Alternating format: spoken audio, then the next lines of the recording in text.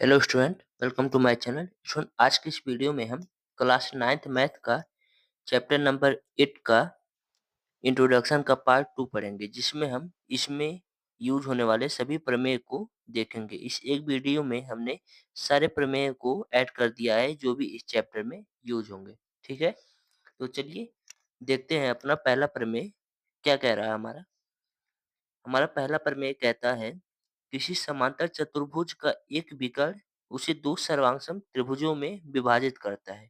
ठीक है, तो देखिए आपका एक समांतर चतुर्भुज है। समांतर चतुर्भुज क्या होता है? जिसके आमने सामने की भुजाएं बराबर होती हैं। ठीक है ना, तो उसका जो एक विकर्ण होता है वो उसे दो सर्वांगसम त्रिभुज में विभाजित करता है। इसका मतलब क्या कह रहा है कि ए डी सी जो है वो सर्वांग सम होगा किसके?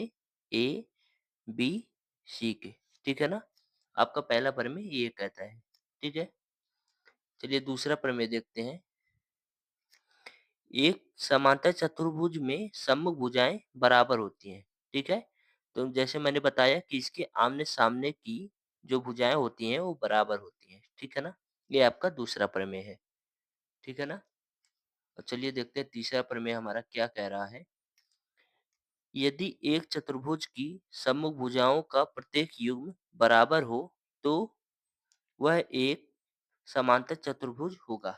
मतलब ये पिछले वाले प्रमेय का विपरीत है। यह क्या कह रहा है?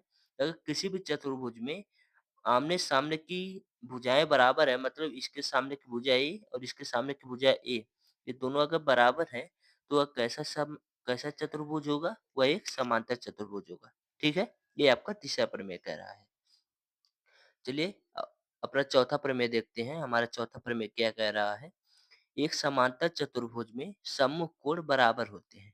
मतलब सम्मुख कोण क्या मतलब? इसके सामने का कोण ये और इसके सामने का कोण ए, ये बराबर होंगे। मतलब कोण ए जो है वो बराबर होगा किसके? कोण सी के। ठीक है ना, और कोण बी जो है वो बराबर होगा किसके? कोण डी के। ठीक है ना, ये आपका चौथा प्रमेय कहता है। ठीक है ना, समझ में आ गया। चलिए अगला प्रमेय देखते हैं। अगला प्रमेय हमारा क्या कह रहा है।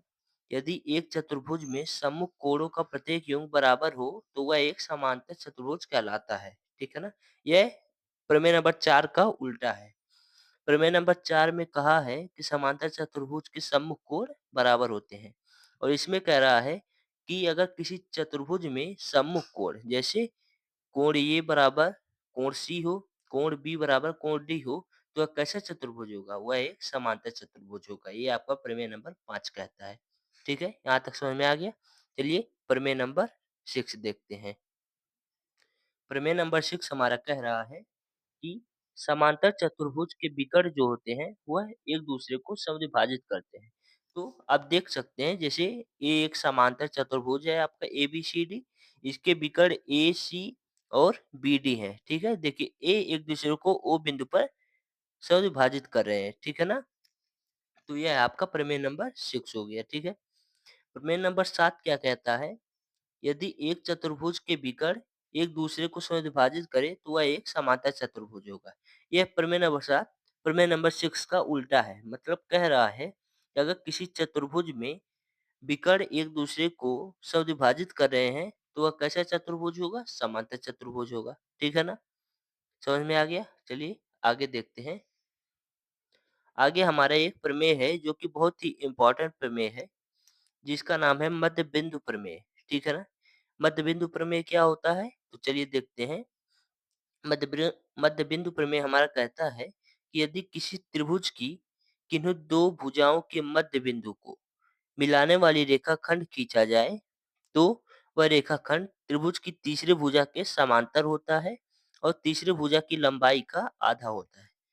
मतलब ये क्या कह रहा है कि हमारा कोई त्रिभुज है, ठीक है ना, और उनकी दो भुजाओं के मध्य बिंदु जैसे ए बी और ए सी दो भुजाएं इसके। ठीक है, तो ए बी का मध्य बिंदु माना हमने ई है और ए सी का मध्य बिंदु माना हमने एफ है। ठीक है ना, यहाँ तक हो गया। तो मध्य बिंदु को मिलाने वाली रेखा, तो हमने इसको मिला दिया। ठीक है ना, मिला दिया। तो ये जो मिलाया है हमने ई एफ, वो क्या होगा? वो त्रिभुज की तीसरी भुजा के समांतर होगा, मतलब पहली भुजा, दूसरी भुजा और तीसरी भुजा ये है, तो इसके ये समांतर होगा, ठीक है ना? इसके ये समांतर होगा। और क्या कह रहा है? और तीसरी भुजा की लंबाई का आधा होगा, मतलब जो ईएफ होगा वो बीसी के आधा होगा। देखिए यहाँ पर मैंने लिखा है ईएफ बराबर हाफ बीसी, मतलब अगर ये 10 है, 10 सेंटीमीटर माना अगर ये है, तो ये आपका 5 सेंटीमीटर होगा, ठीक है ना? समझ में आया? चलिए अगला प्रमेय अपना देखते हैं हम, क्या कह रहा है? प्रमेय नंबर 8, किसी त्रिभुज की किन्हीं 2 भुजाओं के मध्य बिंदुओं को मिलाने वाला रेखाखंड तीसरी भुजा के समांतर होता है। ये वही है जो मैंने अभी-अभी आपको बताया। तो देखिए ये मध्य बिंदु है इन दोनों रेखाओं की, तो हमने मध्य बिंदु को जब मिलाया तो त्रिभुज की तीसरी भुजा के समांतर हो गई, ठीक है ना? यही आपका प्रमेय नंबर 8 है, ठीक है ना? चलिए अगला प्रमेय देखते हैं जो कि आपका लास्ट प्रमेय है। ये आपका कह रहा है कि किसी त्रिभुज की एक भुजा के मध्य बिंदु से, मान लीजिए एबी भुजा है, उसके मध्य बिंदु से दूसरी भुजा के समांतर, ठीक है ना? ये देखिए ए दूसरी भुजा मानते हैं, इसके समांतर एक रेखा खींचेंगे, ठीक है ना? तो क्या होगा? वो आपका जो तीसरी भुजा है, तीसरी भुजा एसी, उसको वो समद्विभाजित करती है। देखिए यहाँ पर समद्विभाजित करेगी, ठीक है ना? तो यही आपका प्रमेय नंबर 9 है। इन सभी प्रमेय को आप अच्छे तरीके से याद कर लीजिए। जिससे जो आपका चैप्टर नंबर 8.1 और 8.2 है उसको सॉल्व करने में बहुत आसानी होगी, क्योंकि इन्हीं प्रमेयों का यूज़ करके हम चैप्टर नंबर 8 पूरा खत्म करेंगे, ठीक है ना?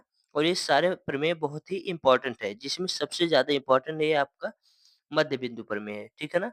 ये सबसे इम्पोर्टेंट है आपका। तो thank you so much for watching, और हमारे वीडियो को लाइक कर दीजिए, चैनल को सब्सक्राइब करके शेयर भी कर दीजिए।